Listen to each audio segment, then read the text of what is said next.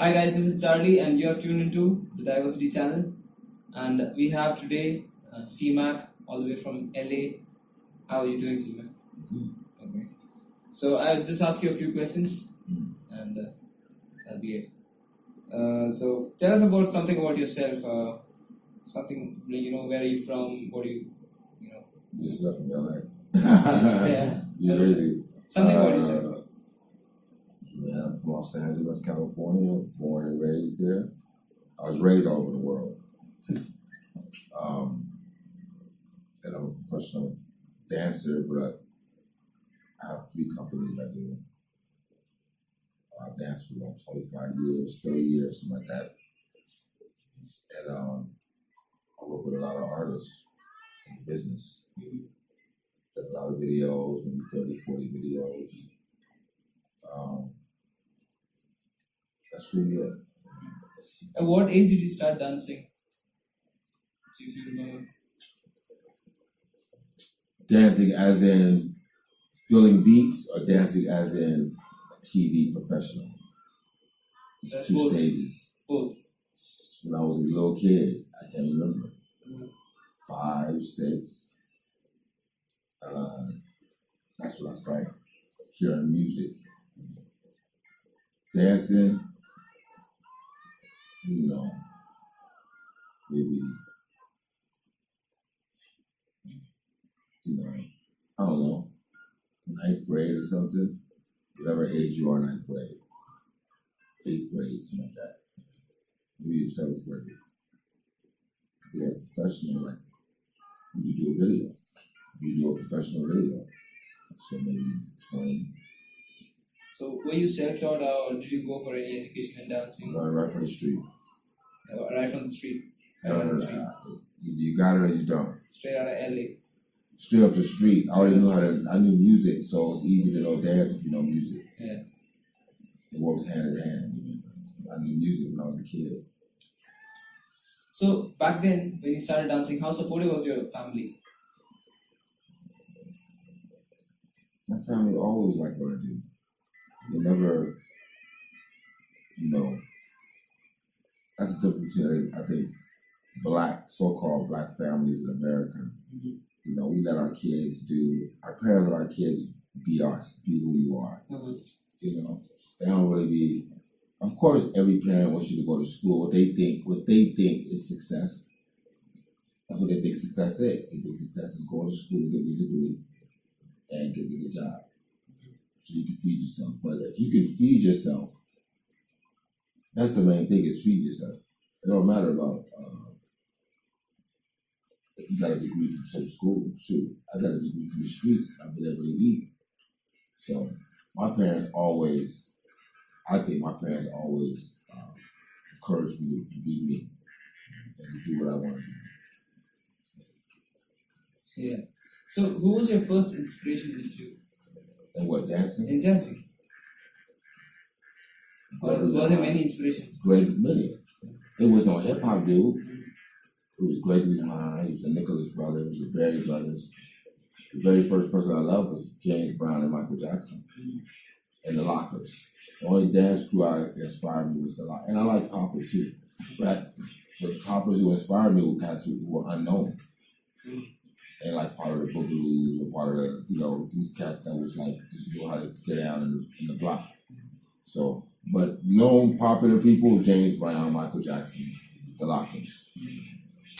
Could you tell us some of the hardships that you faced back then when you started dancing, or throughout? In general, or with dancing? In life, or in dancing? In dancing. When I started dancing in the beginning? Yeah. Yeah, because in the beginning, if you started going to TV, nobody wants you. You can't be yourself. You gotta be plastic. You gotta do what they want you to do. Yeah. And I didn't want to.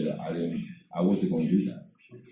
That's why I only do videos that I know the artist, and the artist say, be you and dance how you want to dance and do how you want to do. So the videos like Everlast, like Henry G and Evil E, like Ice-T. In the beginning, we did some of their first videos. We did their first video, and they never was like, they said, "So what is going to do you?" Mm-hmm. So I think trying to conforming to society, conforming to what they want, conforming to the. If you're not a real good dancer, you're gonna have to conform. This is the reality. If you're a real good dancer, you never got to conform because you can. And if you're a creator, because you can do it if you want to do. But if you're not a real good dancer, which the majority of people aren't, unfortunately, that's just how it is. So if you're wearing that jacket, you're gonna perform. I didn't like the conformity. Even on Soul Train, people try to change you. We dress a certain way, we look a certain way. They don't want us having dreadlocks on TV. They didn't want us showing red, black, and green on TV. They didn't want to show us showing wearing jeans, when hip hop first started coming in to Soul Train, they didn't want none of that. You gotta wear a suit, this kind of stuff. So always conforming to someone else's rules is what has always been the hardest task in dancing.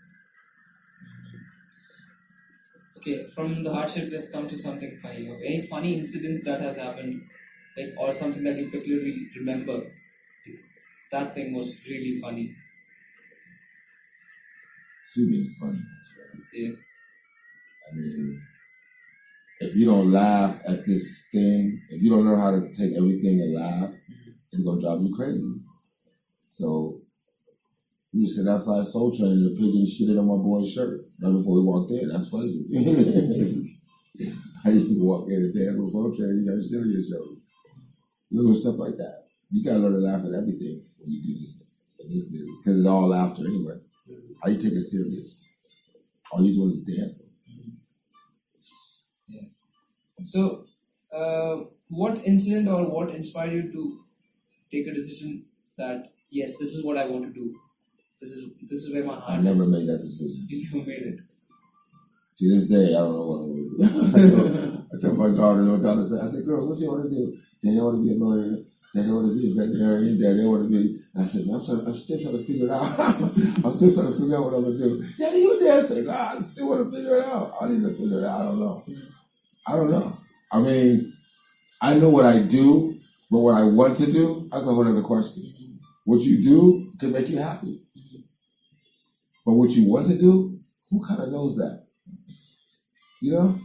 You might get to 50 years old and start cooking, take a cooking class, and all of a sudden you can cook your ass off, and that was your calling the whole time, was cooking.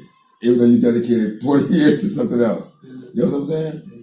How do you kind of know when you're doing what you want to do? You can do what you, like I said, you're doing what's happy is doing what you want to do, but what's happy, the happiness can fade. If you're happy being a teacher to kids, that happiness can fade. You know what I'm saying? Yeah. It can fade because the people, I used to work at a school, and I was a PE teacher. I have a degree in physical education. And I was a PE teacher at the art school. I was a basketball coach at the Marché. I coached basketball. We won championships. I love being around the kids. But it's the people that you have to work for, unfortunately, that make it where it becomes a job. And then you start to hate it. So, you said that you've been traveling all around the world, and right now you're in India. Right. How do you feel about that? Did you ever think about coming to India ever? Or what led you to come to India? I never thought about coming to India, but I never thought about going anywhere.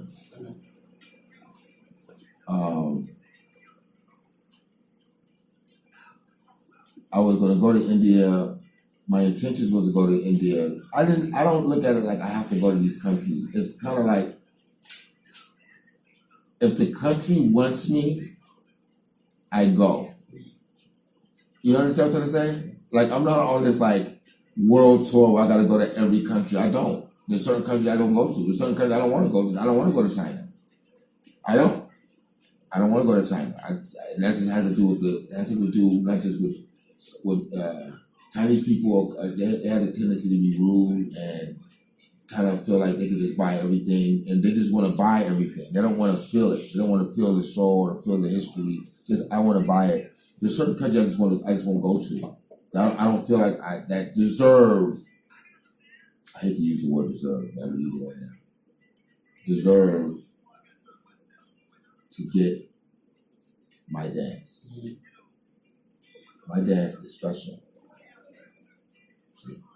I don't care if I'm not in a contest to get likes or fans, none of that.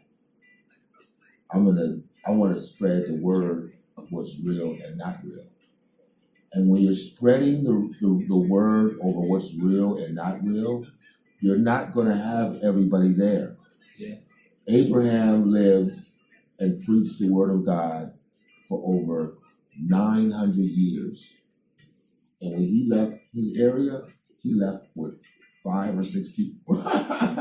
He was there for 900 years talking about the oneness of God. And when he left, it was him, his wife, he had his daughters, their husbands, and he was like maybe 6, 7 people when he left. So everybody, Brody, is not going to be saved. Everybody's not going to understand it. Everybody's not going to, there's certain people. I'm glad there's more people now because with the blessings of the internet, you see a lot more truth. Even the most ignorant person can see truth. Now everybody's talking about the private little entertainment organization, the Illuminati. We knew about this stuff like 20, 30 years ago. It was in books that we read. But now everybody has, now Illuminati and everybody beyond is a part of it. Now even the most ignorant person knows about that kind of stuff. Yeah. So we know there's more truth out there, and the more truth is out there makes things better. Because people can compare the difference between what's real and what's not real. So I think there's maybe 20 years ago, there would have been nobody in the class. See, nobody, because no one would have, unless they saw MTV or saw me dancing behind Britney Spears or some crazy like that, they wouldn't know who I am. But because of the internet, people research. Yeah. And people can type up CMAC or Soul Brothers or this, and they can find the videos that we did in 87 and 86 and this artist and that, and they can see it, and it gives more credibility. Yeah. See, we live in a world of credibility, and we live in a world without credibility. You can do one thing and be a star. You have internet stars, and we never had an internet. There was never such thing as a reality star when I was coming up. That's like a reality star? You mean you're living your life, but you're a star? You're living just a regular life? That's unheard of. You gotta do something. You gotta act, be an actress, or that's a movie star. That's a TV star. That's a music entertainer, music star. You gotta be something when you had a talent to make you stand out. You understand what I'm trying to say? And now we live in a time where you don't have to have a talent. I mean, the Kardashians don't do anything. Yeah. She came up because she was in a sex tape with Brandy's brother. Yeah. And that's how she came up. And they've been making millions ever since then. Yeah. So you don't have to do anything. You don't live in a world where you have to really do anything. Mm-hmm. See? And at the same time, when you live in a world where you don't have to do anything, you have people that aren't good at what they do who can easily be something. Yeah. See? Because you live in a world where people just accept we live in a reality star world. How it is here, I didn't know it was going to be so crazy chaotic. Now, I've been to Vietnam. Okay? And I'm going to have to say this is probably worse than Vietnam. Yeah. Because even in Vietnam, they have a cop on the block in the middle, and he's like directing stuff, and there's stuff it's like, I've seen 3 cops since I've been here. And they didn't know what they was doing. You know what I'm saying? I don't know, he had the siren on, he was driving, I didn't see him pull nobody over, he wasn't after nobody, you know what I'm saying? He was directing on traffic, he just had a siren on, he was driving. So I don't know, it's just like, it's like when people don't, being here makes me really understand, appreciate, and when I go to country, as you need laws, brother. You need laws. You need laws. You need laws, and you need people to follow the law, and you need people to enforce the law. You know what I mean? I couldn't ever. If LA was like this, we would have too many deaths every day. because we have guns. People have guns on them in their cars. You understand? Yeah. It ain't just nobody honking. Somebody honking, you might shoot. They might shoot back. Tell us about something about the honking experience that you had earlier. Yeah, it's too much damn honking. I mean, I was trying to figure it out today because in honking, when you honk your car in America, LA, specifically LA, it's really a rude thing. It's a rude thing, and even I try not to. Even if somebody's driving is horrible, it's bad. I just rather just get around them and move than honk. Because honking is considered very disrespectful, rude. I hate people to honk me, so I never get honked. So I know it's very rude. It's very, very rude. You know what I mean? And here is just now. I understand they're honking because what they're saying is, I'm here. Right? They're really saying, I'm here. Because you got a whole bunch of scooters, everybody's driving, and you look into the mirror, you're like so much, so you say, I'm here, everybody's saying, I'm here. I understand that. Right? I understand that I'm here. You know what I mean? But maybe you should slow, it's like everybody wants to be first. Yeah. You know what I'm saying? Yeah. Everyone can't win the race. That's why there's a first, second, and third place. And there's trophies for everybody. There's just losers that just didn't win. You know what I mean? So everybody can't win. Yeah. And I think everybody wants to win in a race that you're not going to win. Yeah. So that part is really bad and irritating. I think that's really something that needs to be addressed. Expectations for the dances, yeah, I thought the dances were better. Yeah. You know, you look on Instagram, you see all these IG pictures and all these dudes, I'm popping this, I'm flaring this, I'm this, and everybody got a little name, a little look. Yeah. So you thinking, okay, so they gonna be here to get busy. Yeah. And then you get there, you're working 30 minutes on a spin. I mean, you understand what I'm saying? Yeah. The expectations were, I'm not gonna say I even put expectations on it. I didn't know what to expect from the Indian dance community. But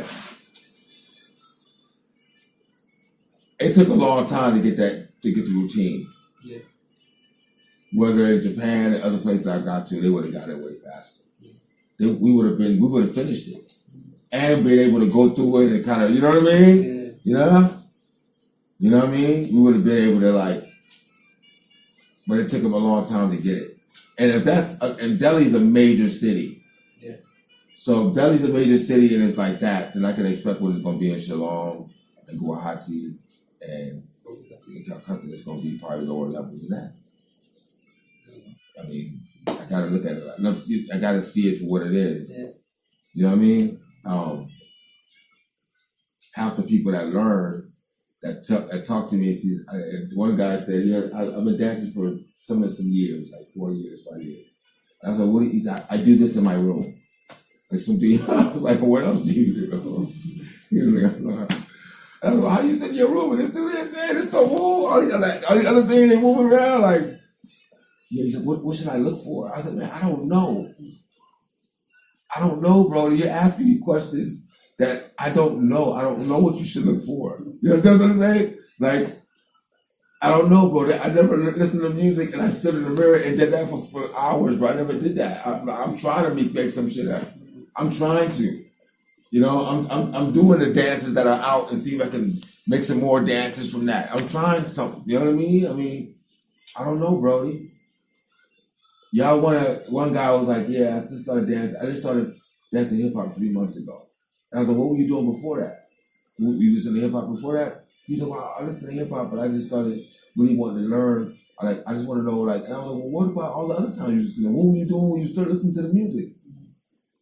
Why only 3 months ago? Say, why was that when you were listening to music? What were you doing? Right, what were you doing? Like, why is all of the 3 month mark? I gotta do it. Like 3 months ago, you just said, well, I just gotta do it now. Like, it's my time. Gabriel came with Tony. You know what I mean? Like, what was that? Why now? You know what I'm saying? Like, why not way then? You know, I don't understand that. But, and I was like, bro, I can't help. I don't know what to tell you. You know? I mean, man, bro. I never looked at it like that. I never looked at it like, okay, it's my time now. Well, I just was doing it. And I could keep on doing it. Just keep on dancing to that. Yeah. You know what I'm saying? This is weird. Some of these stories that the dancers have are really weird to me. You know what I'm saying? It's like my other dude. I said, how do you start dancing? The Swaggies. How y'all start dancing? The Jabberwockies. I saw the Jabberwocky show and I was like, the Jabberwockies? I mean,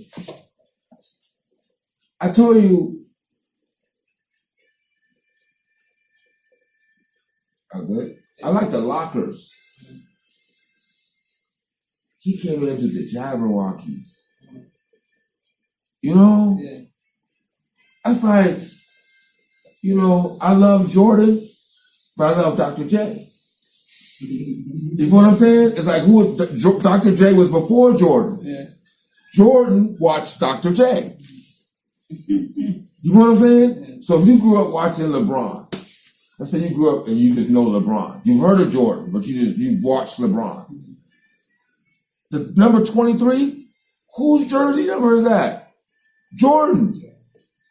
So you're gonna make you want to go watch Jordan, and you watch Kobe, you gotta watch Jordan. Yeah. That's like, that was the new Jordan. You feel me? Yeah. If you watch Shaq, you gotta watch Kareem. It's like you can't. I don't know. If somebody inspired me, he had to be inspired by somebody. So I want to go to who inspired him, because he inspired me. Yeah. Like when I got Islam, when I started practicing Islam, Malcolm X inspired me. The story of Malcolm X inspired me to learn more about Islam. If it wasn't for Malcolm X, I wouldn't have never learned more about Islam and be a practicing Muslim. It's Malcolm X because he was a black man that grew up in the time where they was calling niggers nigger. He didn't have no dad. His daddy was a member of the UNIA, United Negro Improvement Association, Marcus Garveyite. They was about improving black people's life. His mom was an educated teacher, and she was also a Garveyite. So he comes from intelligence. But they separated the family and broke down his family. They killed his daddy and put his mom in a crazy home and put him in a group home. They destroyed his family. They destroyed his life. Yeah. And he was a hustler and a gangster, and he was a burglar. And he had to go to jail and did 10 years in jail, and he got Islam in the penitentiary. One of my boys right now is an imam. One of my good friends. He's from the same. His daddy was a captain in the Nation of Islam. Malcolm X was in the Nation of Islam. The Nation of Islam was about building black people in America. It's not like universal Islam. Islam, one of God's names, he has 99 names. He owns all the names, 99 names. One of the names is justice. And if there's no justice, see, you can't be peace. Yeah. See?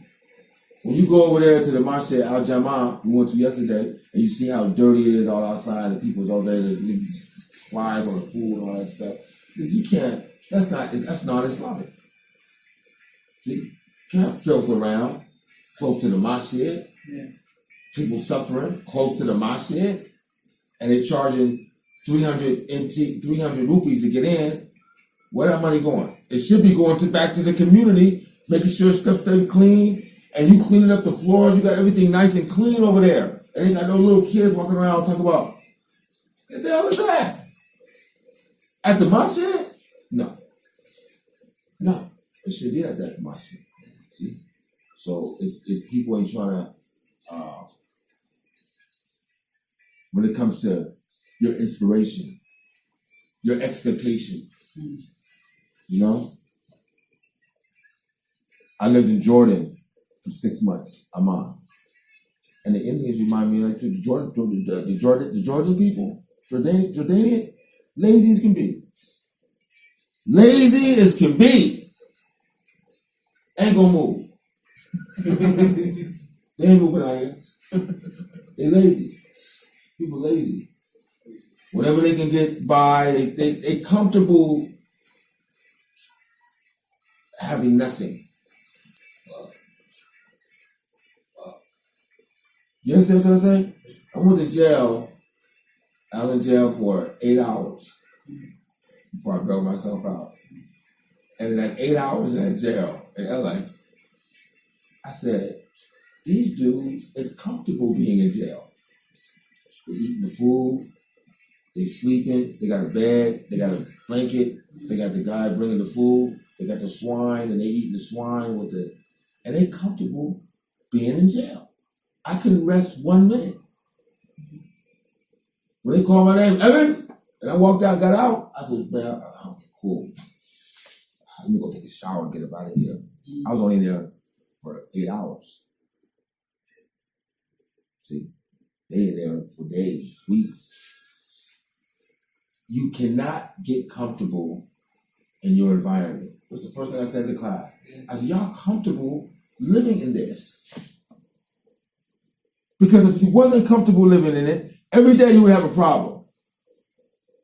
You would be working every day to put yourself in a different situation because you refuse to accept this situation. That was really. Tell dancing in life. It was eye-opening, I guess. Whatever you said right now. Because dancing in life is such a saying, bro. You can't talk to me about dance and you separate it from life. Life, that's true. Because dancing is life. Yeah. Because it's freedom. Yeah. And without dance, you're not free, bro. Yeah. You're stuck. You're in a cave, dude. If you're not free, how can you dance? What else is your life? Yeah.